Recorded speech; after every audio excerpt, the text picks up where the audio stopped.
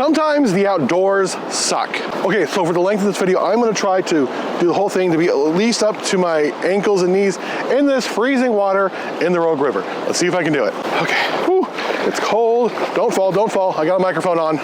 Okay, so the outdoors sometimes just sucks. Sometimes it's too cold, it's too wet, there are bug bites, there's poison oak, but we romanticize the outdoors like, oh, the outdoors, it's so beautiful. And we see all this stuff on Instagram and we're like, oh, it's so great, it's so awesome. But we don't talk about the hard stuff. And this water is really cold, so I'm gonna try to get through this as quickly as possible because I don't know how long I can stay in here. This is all like snow runoff from the mountains, from the Cascade Mountains into the Rogue River here. And oh my gosh, I think I might get hypothermia. I'm not doing this. Nope, nope, nope, nope, nope, nope, nope, nope, not doing it. That's too cold. Oh, I'm freezing. Oh my gosh, that is really cool. I thought maybe I could do it, but I am just not strong enough. My goodness. We romanticize the outdoors. We try to make the outdoors seem better than it is sometimes. That is in large part due to social media. You guys know what I'm talking about. You look on social media, you got some person in like a felt hat, they're going up to Crater Lake like, oh, I live for these, and they're wearing jeans. Not that there's anything wrong with wearing jeans in the outdoors, but I'm like, you did not, I know that trail, you did not hike 12 miles in jeans. You'd be so soaking right now, you would be soaking wet right now in sweat if you did that. Why would you even lie about that? It's like, we know you had a change of clothes in your bag, you went up there and you did all the things, yeah, so we know. There's a dog somewhere around here. Where's this dog I'm hearing? But let's talk about tick bites. Tick bites are real. Tick bites suck. I hate ticks. And they can give you Lyme disease. Those are horrible things. Now there are great products like Sawyer that makes permethrin and picardian to make sure that you can prevent yourself from getting ticks and Lyme disease. June is Lyme disease prevention month, or is it May? May or June, I'll put it in, it's super important to like not get ticks. But this time of year especially, all over in the outdoors, ticks are everywhere. I'm gonna try to get back in the water. Let's see if I can do it. It's too cold still. Yep, there's also mosquitoes. The amount of mosquitoes, you really can't see them in the camera, that are currently around here really sucks. The worst part is when they come in, they fly in your mouth. Like, for some reason, mosquitoes really don't like sting me that much, or they don't sting, they bite. But also, for some reason, they like to try to fly in my mouth. That's the girl, you're like, well, like, so yeah. The propellant, the picardian and permethrin help with that as well, but yeah. The outdoors, ticks, mosquitoes. Also, it gets really hot. Also, it gets really cold. The trail gets really muddy. What is that on my foot? Ugh. You get tired. You get exhausted. You hurt yourself. There are freezing cold rivers that a lot of times you have to try to traverse to get across the trail. And this is really stinking cold. I really thought I could do this, but I just can't. What the freaking heck? Okay, at least my chacos are clean now.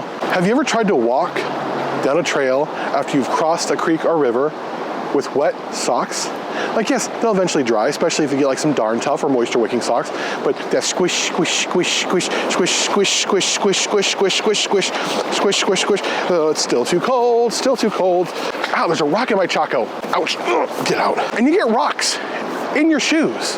And they stab your feet like, and then you pack some really great snack to eat on top of a trail, but for some reason it got smashed in your pack and it got way too hot, so it's like melty and gross and warm and you didn't want it warm, and it's like all smashed together. Have you ever had a crushed peanut butter and jelly sandwich on the trail? Like, oh my gosh, like it's disgusting. Like the peanut butter and jelly smushed together and becomes super flat and it starts oozing out the edge. Oh, and let's talk about what happens when you get back from a hike. You're completely sore. You try to wake up the next morning and you're like, this hurts so bad.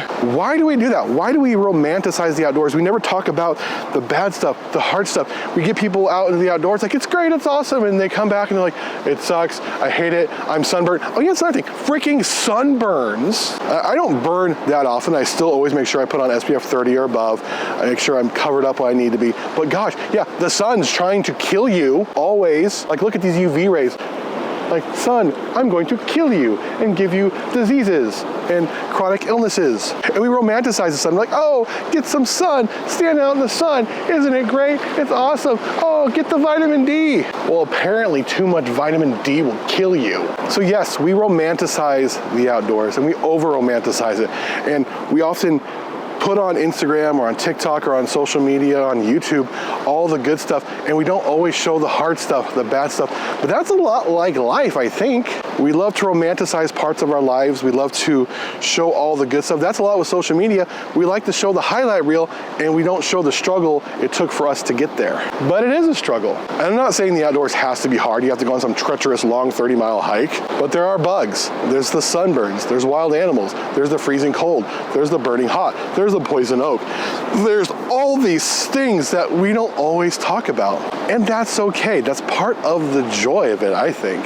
It's not okay that we romanticize it to the point where we lie to ourselves and lie to other people on social media. I think we need to be honest with ourselves, like, oh yeah, this first part of the incline, it's, yeah, like at a 10% grade, it's gonna suck.